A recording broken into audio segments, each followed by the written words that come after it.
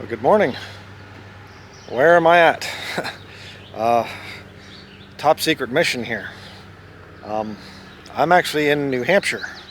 Behind me is the motel that we stayed at here. It's called the Henniker, and we're in Henniker, New Hampshire. And we came down here to go to a precious metal place, and we're going to be buying a house with precious metals. That's the secret mission.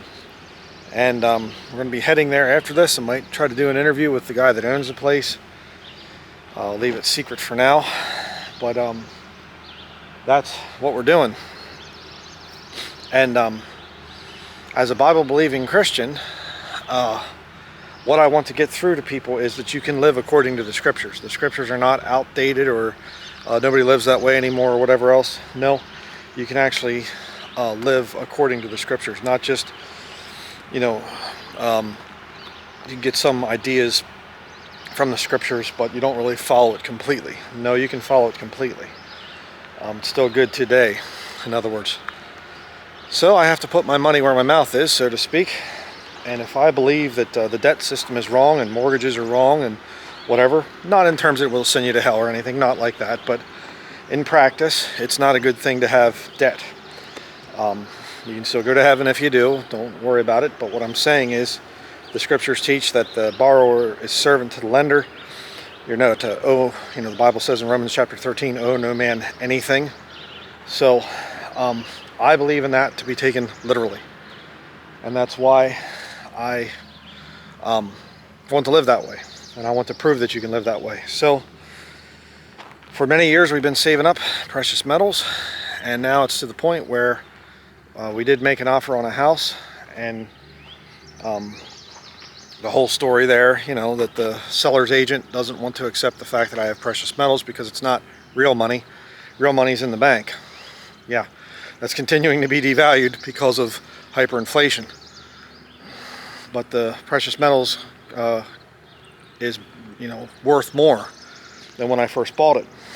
So we're going to see if everything works out. We are having an issue with our vehicle. The transmission little warning light thing seems to be coming on, and hopefully we'll be able to make it back to Maine. I don't know at this point in time. That's kind of an issue. But you just put your faith in the Lord. You just trust the Lord and say He'll get us back. He'll make things happen. So we're a few hours yet till our appointment at the bullion dealer. You hear a catbird here. And we're going to go down there and see how things work. And we'll show you some more video when we get there. All right, we're here at local Silver Mint. You can see right there the sign in Weare, New Hampshire. And I'm going to go in now to the store. I'm going to talk to the guy that owns the place here and have some interesting stuff. So let me show you inside here.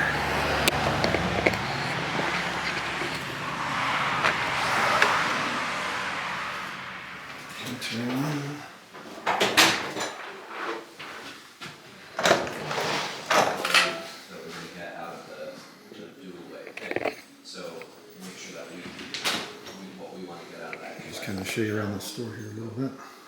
Visit our channel, like and subscribe, and all that kind of stuff. And we put out videos like this, silver content. A lot of really neat things in here. But also like Nothing beats seeing precious metals in person. You can look online and everything, but you really want to try to find a local silver or precious metal guy and talk to them in person. So let's see. There's some copper right there. Leave in an hour, 15 minutes or less. There's A lot of different things there.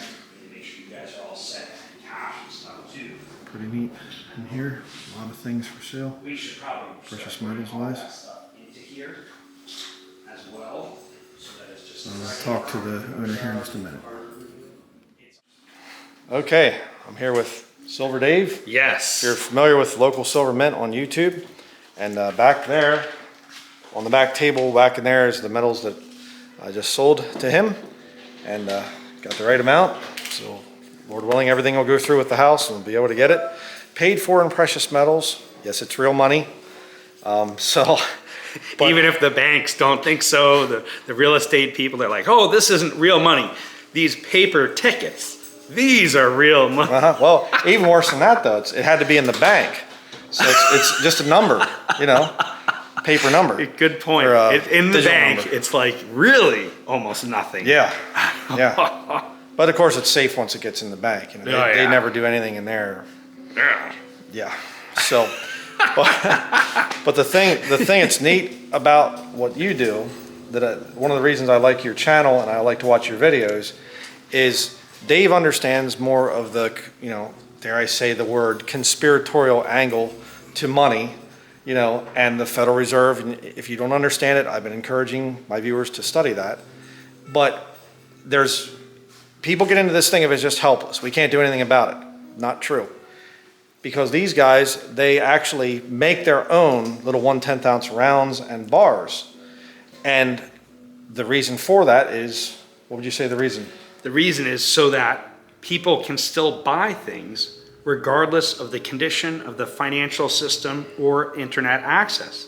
You still want to be able to buy something even if the financial system or the internet is down or electricity is down, and with little pieces of silver, you can hand it to a guy or a gal and trade for basic essentials like a dozen eggs or a basket of vegetables. You don't need digital permission to do it. You don't need an app or cell phone service. And so I think that it's immensely important, and coming soon with the central bank digital currency. I often refer to it as the central bank digital slave currency. And when that comes out, everything you buy has to be approved, who you buy it from, who you sell it to. And so having something you can directly trade to someone that doesn't require that approval process might be more important than people realize. And so I think it's really important that people have some physical, valuable items that they can use to buy stuff. And it's like a fire extinguisher. You have it in your house, not because you expect for there to be a fire, but if there was, it's good to be prepared. In this case, the chances of having to buy stuff, let me word it different, the chances of the financial system going kerplunk is even higher than your house having a fire. Like, I feel like it's almost an absolute mathematical certainty that these guys, they've destroyed 98% of the purchasing power of the dollar, and now they're going faster than they've ever gone before. So you don't exactly have to be a mathematician. Even if you are one, you don't have to be a mathematician to see this pattern and, to see why it's good to be prepared. Yeah. So that's why. And also, I know that there was a guy in here, an older man that he brought in some huge bar of silver. What was that thing? Weighed, how much was If it? we're thinking we made a video of it, and it was two 15-kilo each bars. So essentially it was 500, it was just a little less than 500 ounces each. And he had these big blocks of silver. And that's great. Maybe he paid only, 89 cents over spot per ounce instead of, $2 or whatnot. But he was rejected by 2 other coin shops before he came to us. He went to 2 different places and they said, I can't buy that. I don't know what to do with it. It's a gigantic blocks.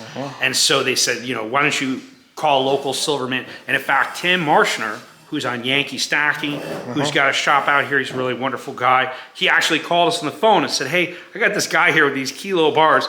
Would you do anything with that? And we're like, yeah, send it down. Because we knew that even if we didn't sell it the way it was, we could melt it. And that's what we did. We melted it down. We made 10,000 tenths out of it. Wow. Out of them, I mean. Yeah. Yeah. But it's pretty neat though, because that guy, he bought the 1/10 ounce rounds and he said he was going to bicycle across the country or something, I think. Yeah. And he's going to give them out. And see, that's the other thing, because we need to get people used to the thing of gold and silver has value to it. We've been so brainwashed, dare I say, in this country that we think, our priorities are so messed up. Oh, paper is wealth. And now it's just digital stuff is wealth. No, but you can't be going around giving 1 ounce coins out, obviously, but a 1/10 ounce little round, it's doable.